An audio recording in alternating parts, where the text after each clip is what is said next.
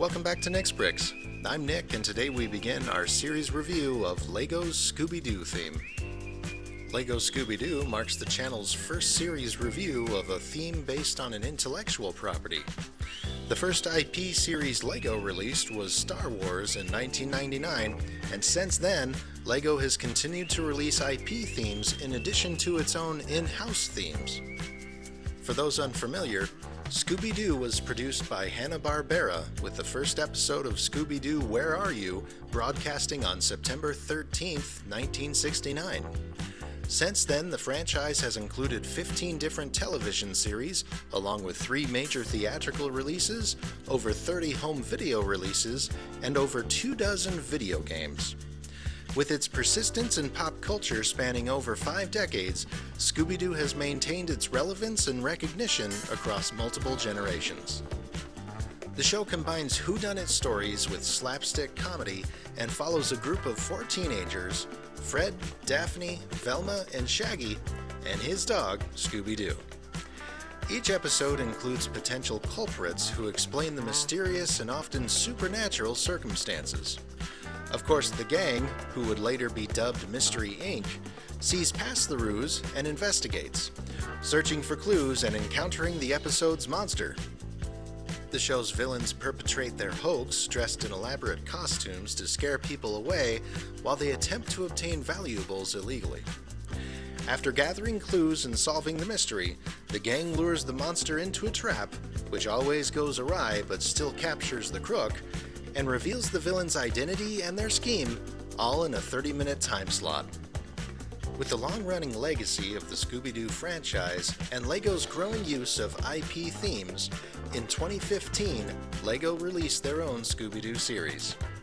Consisting of 5 primary sets and 1 polybag, the series includes the whole gang and an array of villains from various iterations of the franchise. While the sets are loosely based on particular episodes, the minifigures correspond more directly to certain villains, sharing both appearances and names. So, consider this your spoiler alert for Scooby-Doo episodes. With all that out of the way, let's begin our series review with set number 75900, Mummy Mystery Museum from LEGO Scooby-Doo. Taking the first of 5 ranks on our series partometer with 102 pieces, Mummy Mystery Museum introduces us to LEGO's take on Scooby-Doo. The set includes an elegant-looking build, a fun play feature, and a cache of valuables. The set also establishes 2 series signatures right off the bat. Let's begin with a look at the 2 main characters. Here we have Norville Rogers and Scoobert-Doo, better known as Shaggy and Scooby. These lifelong best friends are the backbone of the Scooby-Doo franchise, with their timorous antics and insatiable appetites providing the brand of comedy that made the television series a success. Beginning with the dog himself, LEGO Scooby-Doo is made from 2 elements, the body and the head, both molded in medium nougat. The body's mold features a single hollow stud on the back and a raised tail and front right paw. The printed details include black spots on both sides and Scooby's signature collar in medium azure. The collar's diamond-shaped tag is printed in metallic gold and includes the initials SD. The head mold features Scooby's floppy ears and snout with jowls, mouth, and chin. The printed details include the nose, eyes, and eyebrows, and the head connects to the body on a post, allowing it to pivot, giving Scooby-Doo his single point of articulation. This gives us our Legofication for Scooby-Doo. The Great Dane mold is unmistakable and exclusive to the Scooby-Doo series. While Scooby-Doo uses custom molds to create a character element, Shaggy uses a standard minifigure. A lime torso with dual molded arms form his t-shirt. The torso's printed details include the shirt's V-neck and lines showing its looseness, which continues on the rear torso as well. Shaggy's pants are made from unprinted dark red legs and hips. The face print includes his black eyebrows and signature chin stubble. His black eyes with white glares are a direct reference to his cartoon origin, and as we'll see, these eye details are featured on the rest of the gang as well. Shaggy's face print is two-sided, with the first showing a goofy smirk and the second showing a scared expression with gritted teeth. Shaggy has an additional face print in the Scooby-Doo series, so we'll call this one his grinning face. Shaggy's hair is molded in medium nougat, and as with the rest of the gang, was a new mold at the time of release. This hair mold was exclusive to the Scooby-Doo series for 9 years until being used in 2024 when it was featured in set number 21352, Magic of Disney, where it was used as Geppetto's hairpiece. And there you have it, our first iterations of Shaggy and Scooby-Doo. Variations of the duo are included in all 5 sets of the theme, so we'll be seeing plenty of them. The instructions direct us to give Shaggy a printed 2x2 tile. This print shows a tan scroll with a sarcophagus and Egyptian eye. Taped to the parchment is a white note with a doodle of a gem and a large question mark in red ink. Naturally, the print is set exclusive and our first series signature, as these printed clue tiles are featured in all 5 sets. The clue provides us a bit of the set's mystery, but to set the full scene, the local museum recently unveiled a new Egyptian exhibit, but shortly after, rumors spread of strange activities happening after hours, with reports of a walking mummy. Mystery Inc. has learned that there are now missing jewels from various exhibits in the museum, so it's time to investigate. So, let's split up, gang. Freddy, Daphne, and Velma will search for clues around the exhibits with missing jewels, while Shaggy and Scooby check out the Egyptian exhibit. And here we have the Egyptian exhibit, the sole build of the set. Including tan and dark tan with pearl gold and dark red accents, the color scheme alone gives the build a regal air, which is matched by the structure's architecture. Beginning at the bottom, steps lead up to a dark red display platform, while short banisters with pearl gold accents further emphasize the display. At the sides are pillars made from 1x2x5 bricks which support the upper section. Each pillar is stickered, with the left showing Egyptian papyrus with hieroglyphics and the image of Lego's jewel element at its center, perhaps related to the clue we saw earlier.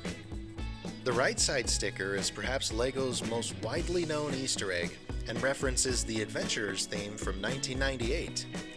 The decal shows Johnny Thunder himself holding what I assume is the Regau Ruby. A biplane flies over the burning Egyptian sun in the background, and below is a plaque with the year 1922.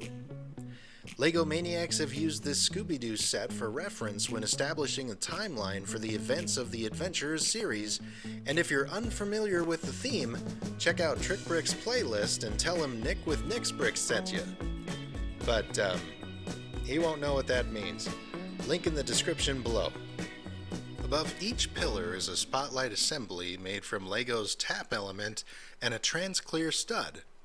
The lights connect to the build in the negative stud of a 2x2 jumper and are the perfect additional detail in the set, emphasizing the display below. The top of the build is covered in a layer of tiles smoothing out the surfaces, and 3 pearl gold triple slope elements accent the top. The triple slopes have a pyramid look to them, adding to the exhibit's immersive Egyptian aura. Of course, the most prominent feature of the build is the sarcophagus displayed at its center. Also molded in pearl gold, the elaborate coffin lid features an embossed pharaoh and tablet. This intricate element debuted in 1998 with the aforementioned Adventurers theme, and was used sparingly with its next appearance in the Pharaoh's Quest theme from 2011, and finally its most recent appearance in Scooby-Doo in 2015. While it hasn't appeared in over a decade, I doubt the sarcophagus element is officially retired, just quietly waiting for its next series.